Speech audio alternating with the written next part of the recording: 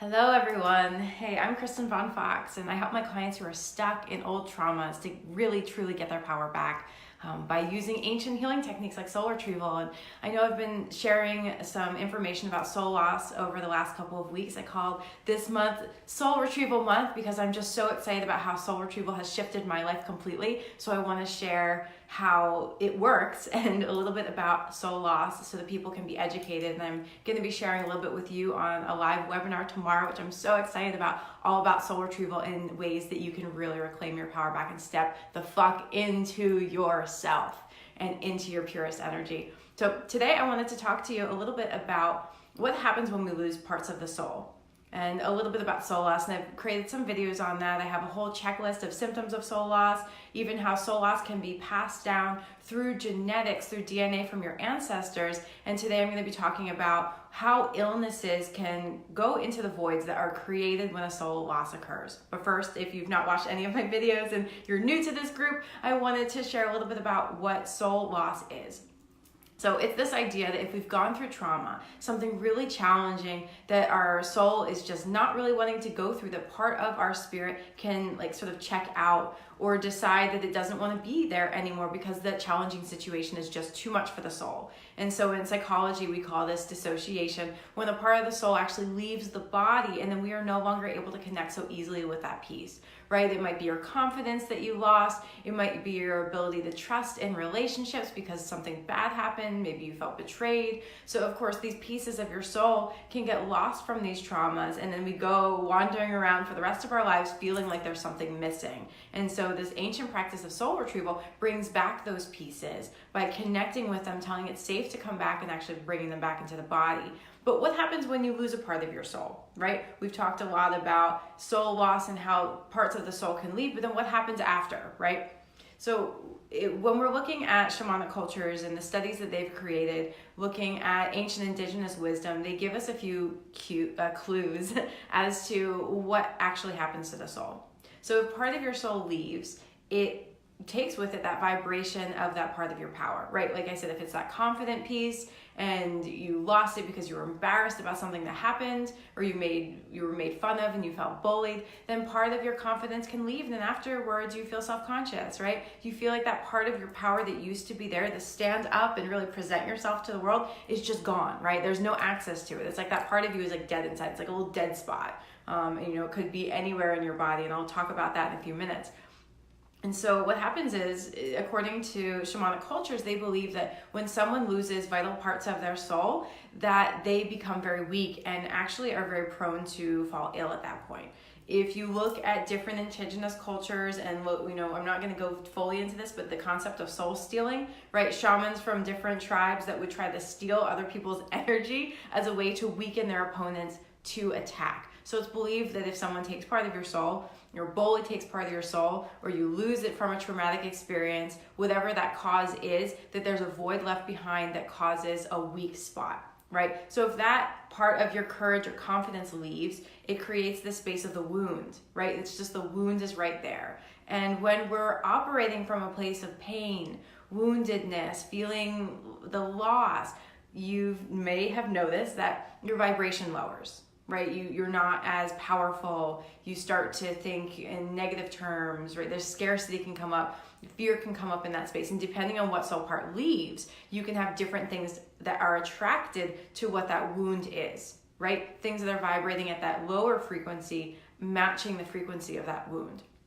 So I have clients who come to me and, had something that caused them to lose a piece of their trust. And now all of a sudden there's this crazy rage that comes to them. And when they tap into that wound, they get so freaking angry that they could kill someone, or that they're afraid that they could kill someone, or that, maybe it's not that serious. And I've had some people who have had it that seriously, and some people don't. They'll just have that access to this deep anger that feels more than what is truly theirs. Right? You have that anger, that part of your soul that was hurt, wounded, upset, and then you attract another energy that can come sometimes as a way to protect that wound, but oftentimes come because it's a lower frequency vibrational being that is vibrating at the frequency of that wound that you now have exposed.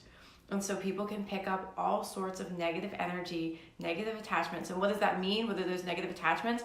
I'm not always talking about ghosts, although people can pick up some energies that are not theirs and that, you know, you can have cleared. You know, there's hope here. You can actually clear those energies. But I'm talking about jealousy, anxiety, fear, phobias, resentment, rage, anything that is a layer on top of what you're feeling that just feels like it's not fully yours or feels like it's just not warranted for the situation. So let me give you a few examples. So this has happened to me. I've definitely had a lot of soul loss in my life, and there was one particular experience that I wanted to talk about. So I was dating a really powerful man a couple of years ago. We're really good friends, so you know we're on good terms. But at one point in the relationship, he was upset that I wasn't getting jealous. And I guess he was grappling with some jealousy pieces, and he was like, you know, I just wish that this made you jealous that I still talk to my wife, who is kind of his ex-wife, but still his wife. You know, that's a whole string of my own patterns I had to resolve. But he really wanted me to be jealous. And he was such a powerful person. One day he says, I really want more water element in my life, and was thinking about people in Chinese medicine who embody the water element. And the next morning, the ceiling starts to leak in 2 different places in the house. So whenever he would say something would manifest like that, he was just like a crazy manifester. And he said, I'm so upset that you're not jealous, and I wish you were jealous too. And from a place where I had been hurt and was feeling vulnerable about his connection with his wife, and me being the other woman, of course, that she knew about. They were separated, but you know, that doesn't matter. At the end of the day, he wished me to have jealousy, and all of a sudden this like jealousy energy that was totally not mine, that was so enraged, came into me after that. And then I would start to get really triggered and really rageful. And it got to the point where I was like afraid I was gonna hurt him or hurt myself. I was like, this is not cool. And I was trying to release that myself, trying to let go of that energy, ended up hiring someone to assist me in that, because the healers need healers too. Even if I could pull those things out of someone else, I needed support for myself. And when she pulled it out, and it was a long distance session, she pulled it out and I saw the thing. It had this like Chinese monster face. And he was a Chinese medicine practitioner, and it made sense. She saw him, she showed me where it came from. It made total sense, it all clicked. And that was the energy that was released from me. And at the end of the day, that energy caused a lot of damaging, you know, vibrations to the relationship, a lot of tests that I put him up to because I had this jealousy.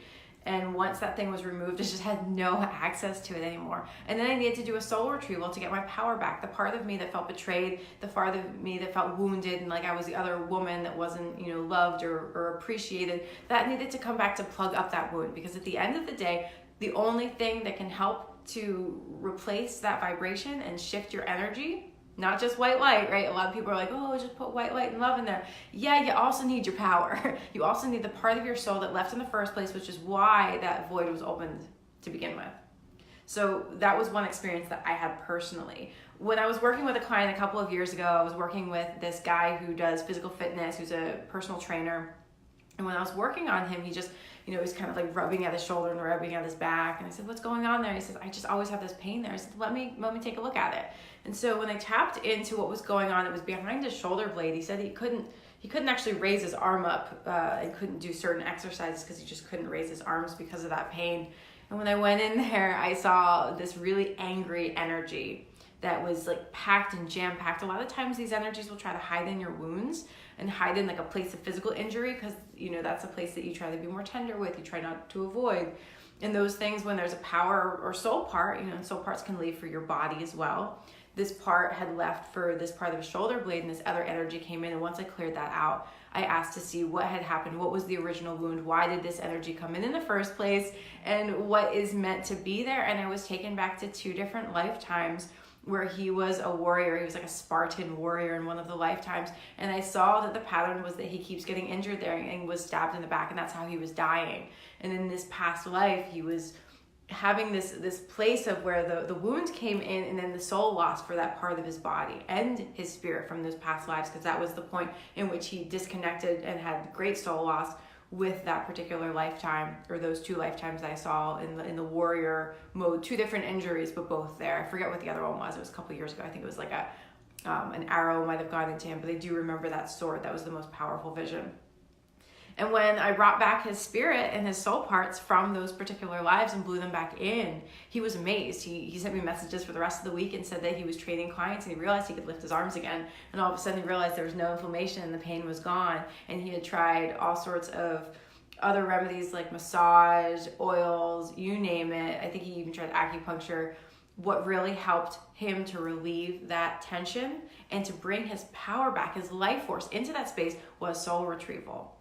And so, sometimes we have to clear out those things, those blocks that physically come up into the body, the energies that get stuck and wedged in there because they can hide, the jealousy, the fear, the anger. I'll share one more case study with you just to illustrate this point. There was a good friend of mine who I did a session on many, many years ago, and I knew him from college. So I had a good relationship with him. And many years after that, when I came into the shamanic healing world, I, was spending some time with him, and he wanted a session. So I did one on him, and it was really interesting. He had this wound that happened when he was in middle school, where he was on the baseball team, loved it, loved the camaraderie, loved the teammanship. And in that particular time, he broke his wrist, and there was a soul loss around the wrist breaking. But then there was an additional soul loss that came back. I think I did 2 sessions with him, and this is the second session.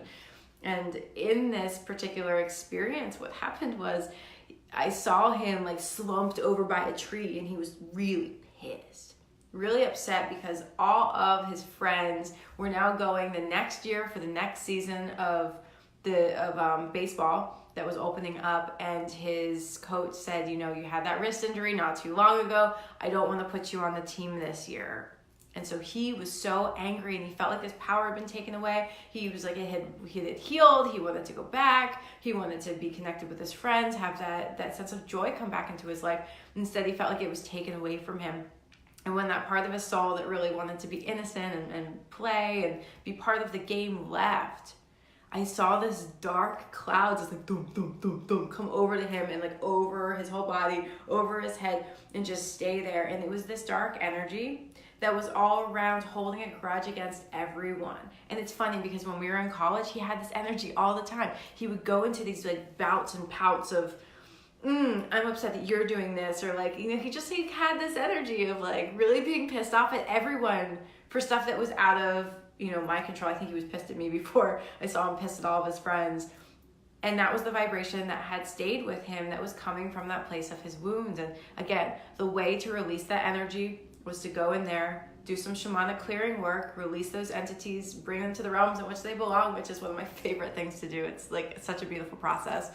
And then to bring his power back, bring the part back from his childhood where he wanted to be involved in the game, wanted to be there, wanted to be present, wanted to be supported.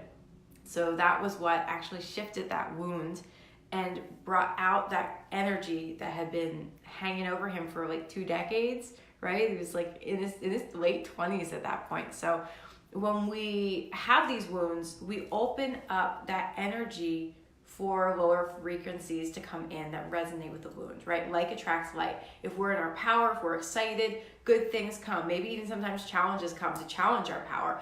But in the case of soul loss, we don't have that guard anymore. And sometimes those other lower frequency energies will come into that place, sometimes even to try to protect us. But it's as a defense mechanism. It's not coming from our highest vibration. And the best way to heal that is to bring back parts of the soul.